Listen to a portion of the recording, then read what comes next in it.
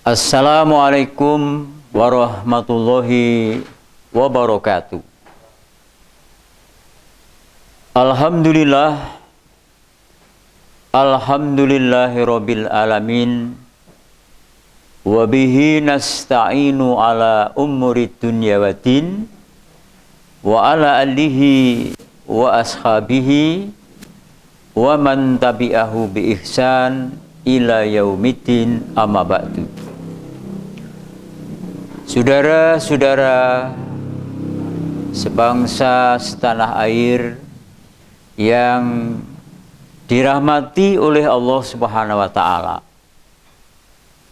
Pada pertemuan kali ini kita mari bersyukur kepada Allah Subhanahu wa taala yang masih memperjumpakan kita dengan bulan suci Ramadan.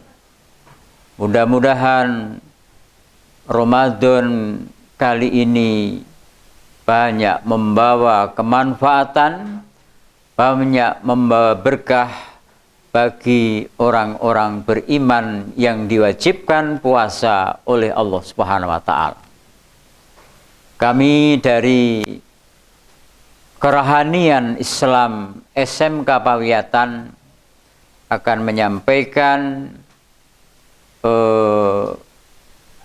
tentang pesan-pesan bulan suci Ramadan kepada masyarakat, bangsa dan negara supaya ke depan bangsa kita menjadi baik, supaya ke depan masyarakat kita menjadi baik. Maka hanya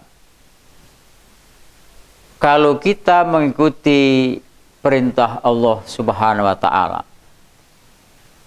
Allah Subhanahu wa taala menyatakan di dalam Al-Qur'an, "Walau anna ahlal qura amanu wa taqaw la fatahna alaihim barakatim minas sama'i wal ard. Walakin kadzabu fa akhadnahum bima kanu yaksibun." Saudara-saudara sekalian yang dirahmati Allah Subhanahu wa taala. Allah menyatakan di dalam Al-Qur'an, kalau seandainya ada sebuah negara, sebuah negeri yang beriman dan bertakwa kepada Allah Subhanahu wa taala, Allah akan janjikan la fatahna alaihim barakatim minas sama'i wal ard. Akan diberkahi oleh Allah Subhanahu wa taala minas sama'i, dari langit, wal ardi, dari bumi, yang berupa kemurahan sandang, kemurahan pangan, kondisi yang nyaman, aman, tentram di sebuah negeri apabila masyarakatnya beriman dan bertakwa kepada Allah Subhanahu wa taala. Oleh karena itu, masalah yang menjadi penyebab adalah bagaimana penduduk negara kita ini menjadi iman dan bertakwa. Maka Ramadan ini tujuannya adalah untuk mewujudkan orang-orang beriman dan bertakwa kepada Allah Subhanahu wa taala. Orang yang beriman itu adalah as-sabirina, punya kesabaran di dalam menghadapi hidup ini. Jadi sifatnya orang yang beriman itu adalah punya kesabaran. Dikala kita menghadapi banyak masalah, bukan emosi, bukan hawa nafsu kita yang didahulukan, tetapi sabar dikala menghadapi ketidakenaan hidup ini. Makanya Luqmanul Hakim ketika menasihati anaknya, menasihati putranya, "Ya bunaya, wahai anakku, wasbir ala ma'asobaka, bersabarlah kamu dikala menghadapi ketidakenaan hidup ini." Ramadan ini adalah Artinya syaum, diperintahkan syaum puasa itu untuk mencegah emosi, mencegah hawa nafsu, mencegah perbuatan-perbuatan yang tercela, mencegah makan dan minum untuk menjadi orang yang sabar. Kalau kesabaran ini menjadi bagian masyarakat Indonesia, maka betapa nyaman, betapa tentram, betapa indahnya negara kita Indonesia ini. Banyak orang-orang yang terjadi perkelahian, pertumpahan darah, itu karena tidak bisa menahan diri dari hawa nafsu. Makanya puasa diperintahkan oleh Allah itu supaya menjadi as-sabirinya orang yang punya kesabaran. Kita dilatih untuk menjadi orang yang sabar dalam menghadapi berbagai macam persoalan kehidupan ini. Alangkah indahnya bangsa ini, alangkah indahnya masyarakat ini, bila jiwa-jiwa yang sabar ini menjadi penghuni di masyarakat, di negara kita Indonesia ini, pasti keberkahan Allah akan diturunkan di negara kita ini. Yang kedua, orang yang beriman itu adalah as-shodiqina. Berbicara yang transparan, berbicara yang benar, berbicara yang jujur, dan ini dibutuhkan masyarakat kita, dibutuhkan negara kita ini. Orang-orang yang jujur ini dibutuhkan untuk mengelola kekayaan alam di Indonesia. Kekayaan alam Indonesia ini luar biasa. Dari berbagai tumbuh-tumbuhan, berbagai ternak, berbagai hewan, dan banyak lagi yang lainnya itu, bila dikendalikan, dikelola oleh orang-orang yang as-shodiqinya, orang yang jujur, maka akan terjadi kesejahteraan, kemakmuran di negara kita Indonesia ini. Maka perlunya orang jujur ini menjadi bagian terpenting untuk menjadi penyebab berkahnya Allah diturunkan di negara kita Indonesia ini. Kemudian yang ketiga, mengapa orang beriman menjadi syarat terwujudnya berkahnya Allah? Karena orang yang beriman itu punya sifat wal munfikina, punya kesadaran sosial untuk berbagi dalam hidup ini. Saudara-saudara sekalian yang dirahmati Allah Subhanahu wa taala, manusia hidup ini tidak bisa hanya berpikir terhadap dirinya sendiri. Bangsa kita bisa tertolong, masyarakat kita bisa melaksanakan kegiatan, bisa meningkatkan kualitas ekonomi, bisa melanjutkan pendidikan dengan baik, kalau kesadaran sosial ini menjadi bagian seluruh warga masyarakat Indonesia. Saudara-saudara sekalian yang dirahmati Allah Subhanahu wa taala,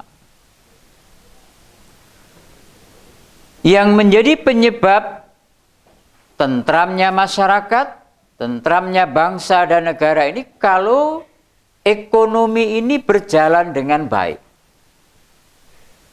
Seorang ahli sosiologi bernama Graf Leo Tolstoy dalam sebuah riset penelitiannya mengatakan yang bisa menimbulkan malapetaka, gejolak di berbagai belahan dunia ini karena adanya kemiskinan.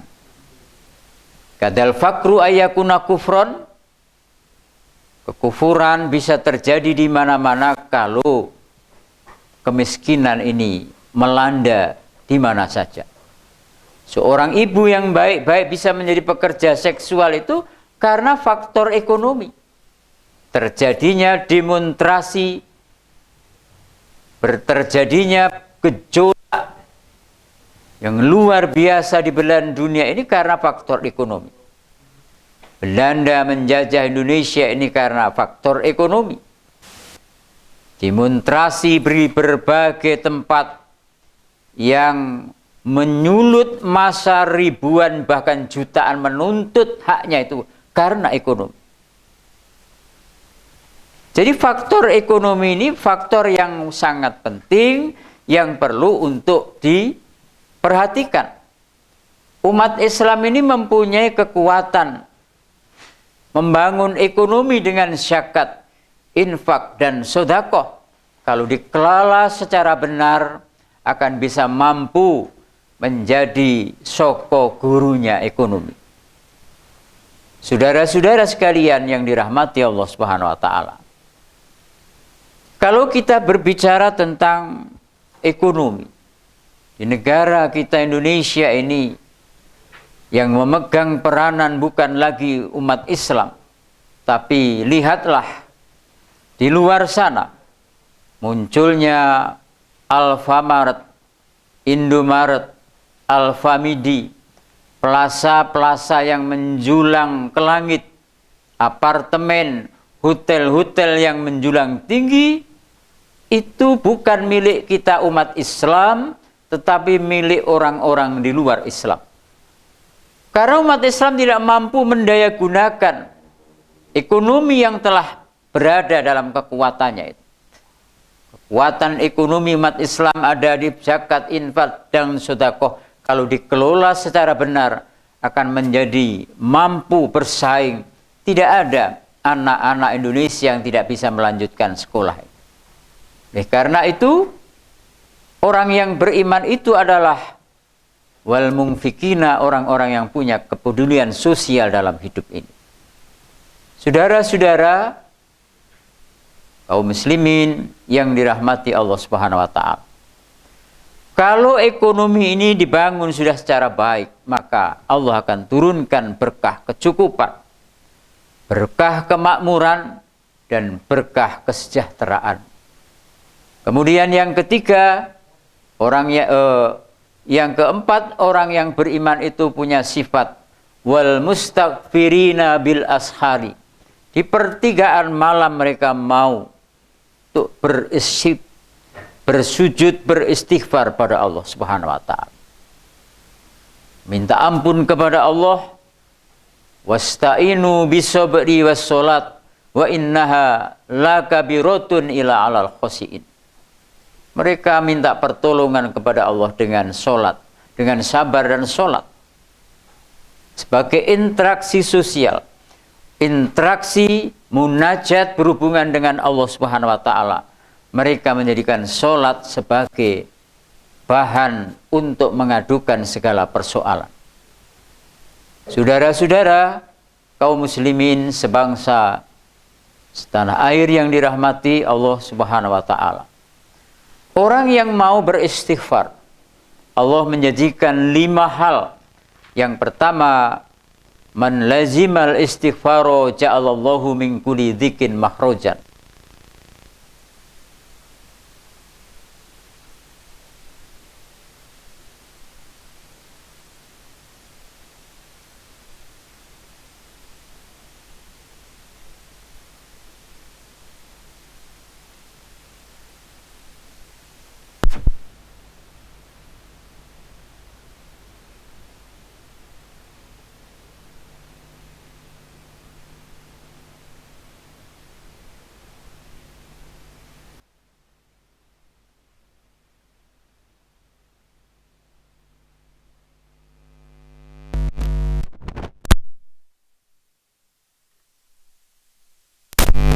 Ja'alallahu min kulli dzikin mahrojan wa min kulli hamin faroja.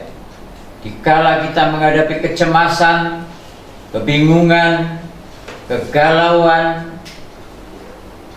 semuanya itu akan diganti oleh Allah, kesenangan digantikan oleh Allah dengan kesenangan. Jadi orang-orang yang banyak istighfar dikala kita sedang susah, bingung, galau, sedih, susah, akan disenangkan oleh Allah Subhanahu wa taala. Kemudian yang ketiga, keistimewaan janji Allah kepada orang yang banyak istighfar, warozaqahu min haitsu la yahtasib, Allah akan memberikan rezeki yang tidak terduga-duga datangnya. Kalau kita bekerja, bayaran kita sudah jelas, misalnya 5 juta, 7 juta, atau 10 juta, tidak perlu dipikirkan. Yang perlu dipikirkan adalah bagaimana Allah memberikan rezeki yang tidak terduga-duga itu. Dan itu hanya bisa dilakukan orang yang bertakwa dan orang yang banyak beristighfar kepada Allah Subhanahu wa taala. Kemudian yang terakhir, banyak membaca istighfar. Allah akan memberikan kekuatan lahir dan batin kita. Sebagaimana ketika Nabi Hud alaihissalam menyampaikan kepada kaumnya di saat menghadapi peperangan yang luar biasa, kondisinya lelah, kondisinya drop, kondisinya mengalami luar biasa, kepayahan yang luar biasa, maka diperintahkan oleh Nabi Hud kepada kaumnya, ya qaumi, wahai kaumku, astaghfiru rabbakum, berbanyaklah minta ampun, beristighfar kepada Allah, nanti Allah akan memberikan kekuatan ila kuatikum, kekuatan lahir dan batin. Jadi diberikan kekuatan lahir dan batin, fisik kita menjadi segar, fisik kita menjadi kuat, karena Allah yang memberikan melalui orang-orang yang banyak beristighfar. Saudara-saudara yang dirahmati Allah Subhanahu wa taala, itulah orang-orang yang beriman yang menjadi penyebab utama diturunkannya berkah Allah Subhanahu wa taala. Kemudian yang kedua adalah orang yang bertakwa. Orang yang bertakwa itu orang yang seperti apa? Orang yang bertakwa itu adalah wal kadhiminal ghaid, orang yang punya kemampuan untuk menahan amarah. Ya. Jadi orang yang beriman itu sifat cirinya, orang yang bertakwa itu sifat cirinya adalah punya kemampuan untuk menahan emosi, menahan amarah. Yang selanjutnya adalah orang yang bertakwa itu adalah la roiba fi hudalil muttaqin, tidak ada keraguan orang-orang yang bertakwa itu terhadap diturunkannya kitab Al-Quran. Mereka tidak ragu terhadap diturunkannya Al-Quran, yakin ke atas kebenaran Al-Quran, yakin terhadap kebenaran Al-Quran. Oleh karena itu, makanya Allah Subhanahu wa taala menurunkan Ramadan ini sebagai syahrul, sebagai bulan diturunkannya Al-Quran. Syahrul Ramadan alladzi unzila fil Quran hudalin nas wa bayyinatin minal huda wal furqan. Allah menurunkan Al-Quran di bulan Ramadan ini sebagai huda, sebagai petunjuk kepada orang-orang yang bertakwa. Al-Quran diturunkan ini berarti sebagai syahrul tarbiyah, bulan tarbiyah, bulan pendidikan, agar manusia ini banyak belajar, agar manusia banyak mengetahui. Maka Al-Quran yang pertama-tama diturunkan oleh Allah Subhanahu wa taala yang berbunyi Iqra, agar manusia itu membaca, yang artinya kita harus banyak belajar. Karena hanya dengan belajar, hanya dengan berpendidikan, hanya yang bisa menjadi kualitas, maka itu yang menjadi penyebab Allah akan mengangkat martabat derajat manusia di dunia ini. Rasulullah SAW menyatakan dalam hadis, ad-dunya bustanun, dunia ini bagaikan sebuah kebun yang hanya bisa menjadi baik apabila di dalamnya terdapat bil ilmi ulama, adanya seorang ulama, orang yang pinter, orang yang cerdas, orang yang berilmu. Makanya ini yang menjadi penyebab martabat manusia, martabat bangsa, negara diangkat oleh Allah itu kalau di dalamnya terdapat orang-orang yang berpendidikan, orang yang berkualitas, sehingga akan menjadi sebagaimana janji Allah, yarfa'ilahul ladzina amanu minkum walladzina utul ilma darajatan. Allah akan mengangkat derajat manusia itu karena ilmunya ini. Saudara-saudara kaum muslimin sebangsa setanah air yang dirahmati Allah Subhanahu wa taala. Pendidikan ini bagian terpenting dalam kehidupan ini. Yang kita hadapi ini adalah dunia persaingan. Yang kita hadapi adalah dunia kompetisi.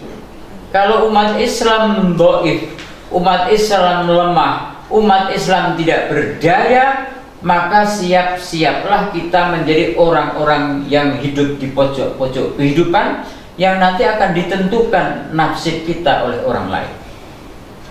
Kalau kita ingin bisa menguasai dunia, ingin sukses di dunia, maka bekal yang pertama adalah ilmu. Man arada dunya fa alaihi bil ilmi. Barang siapa ingin bisa menguasai dunia ini harus dengan ilmu. Wa man aradahuma wa man aradal akhirata fa alaihi bil ilmi. Dan barang siapa yang kepingin selamat di akhirat, mereka harus punya ilmu.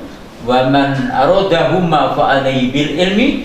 Dan barang siapa yang bisa sukses dunia dan akhirat, maka harus punya kemampuan, harus punya bekal, harus berkualitas, berilmu. Kalau kita tidak punya ilmu, bagaimana kita akan mengetahui cara masuk surga? Kalau kita tidak punya kemampuan, bagaimana akan bisa menguasai dunia ini? Karena tidak mengerti bagaimana menjadi guru yang baik, punya tarbiyah yang baik. Bagaimana menjadi seorang dokter kalau kita tidak punya ilmunya? Bagaimana menjadi seorang manajemen ekonomi tidak punya kemampuan ilmu? Kita tidak akan punya kemampuan, tidak akan sukses, akan dikendalikan oleh orang lain kalau kita lemah dalam ilmu dan pendidikan ini. Maka sarana penting orang yang bertakwa untuk menjadi penyebab Allah mengangkat bangsa ini, memberikan berkah bangsa ini, mengangkat derajat manusia di negeri kita ini, kalau kita menjadi orang-orang yang berilmu, berpengetahuan. Maka yang perlu kita tuntut bukan hanya ilmu agama, tetapi ilmu dunia dan akhirat wajib dituntut, dipelajari, supaya kita punya keseimbangan dalam kehidupan ini. Kita boleh mencari kehidupan akhirat, tetapi jangan kau lupakan kehidupanmu di dunia, karena dunia ini bagian terpenting untuk bisa pula melakukan, menyempurnakan agama Islam ini.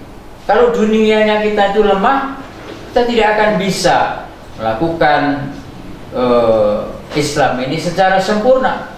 Kita kepingin punya lembaga pendidikan harus dengan harta.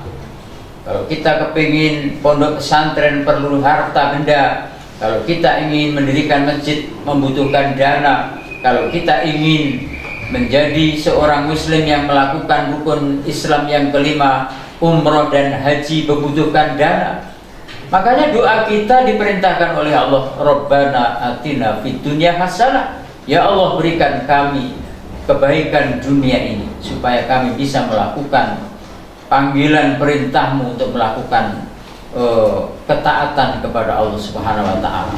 Dana, berjuang, wajahidu fi sabilillah bi amwalikum wa anfusikum. Berjuang di jalan Allah tidak cukup dengan tenaga dan pikiran, tapi membutuhkan tenaga, pikiran, dan harta benda. Berjuang tanpa itu tidak akan bisa berjalan dengan baik, karena segala sesuatu itu membutuhkan materi dan lain sebagainya. Saudara-saudara, yang dirahmati Allah Subhanahu wa taala, itulah orang yang bertakwa adalah orang yang pandai, orang yang berpendidikan, karena Al-Quran diturunkan oleh Allah Subhanahu wa taala sebagai tarbiyah, sebagai pendidikan untuk kita bisa membaca, memahami, kemudian mengamalkan, kemudian setelah bisa mengamalkan dan bisa memberikan pelajaran kepada orang lain. Yang selanjutnya orang yang bertakwa itu adalah wal afina anin nas, punya kemampuan, punya watak sifat untuk memaafkan kepada orang lain, memberikan maaf kepada orang yang melakukan kesalahan. Wallahu yuhibbul muhsinin, dan orang-orang yang bertakwa itu adalah orang yang banyak melakukan kebaikan, menjadi khairu umat, menjadi umat yang terbaik. Baik bukan hanya akhlak etika berbicaranya, tapi baik pendidikannya, baik imannya, baik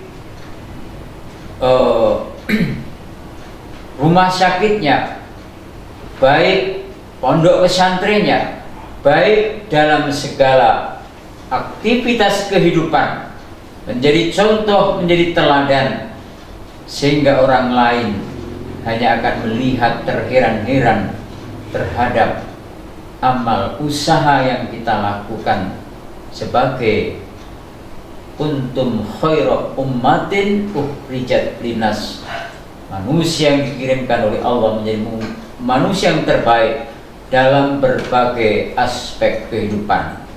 Demikian urian tentang tujuan puasa untuk menjadi orang yang bertakwa. Salah satu penyebab turunnya berkah Allah Subhanahu wa taala di negeri ini apabila bangsa ini dihuni orang beriman dan bertakwa kepada Allah Subhanahu wa taala. Sebelum kami akhiri perjumpaan pada hari ini, jangan lupa like, komen, dan subscribe di channel YouTube SMK Pawiatan Surabaya. Semoga jaya, bisa memberikan kontribusi, bisa memberikan pendidikan terhadap masyarakat, sehingga masyarakat ini bisa cerdas karena peranan pendidikan di lingkungan kita, termasuk SMK Pawiatan ada sebagai ikon perubahan untuk mencerdaskan anak-anak bangsa menjadi anak yang berbudi luhur, berakhlak mulia, percaya pada diri sendiri. Aqulu qauli hadza wastaghfiru innahu wal ghafurur rahim. Subhanakallahumma wa bihamdika asyhadu an la ilaha illa anta astaghfiruka wa atubu ilaik. Wassalamualaikum warahmatullahi wabarakatuh.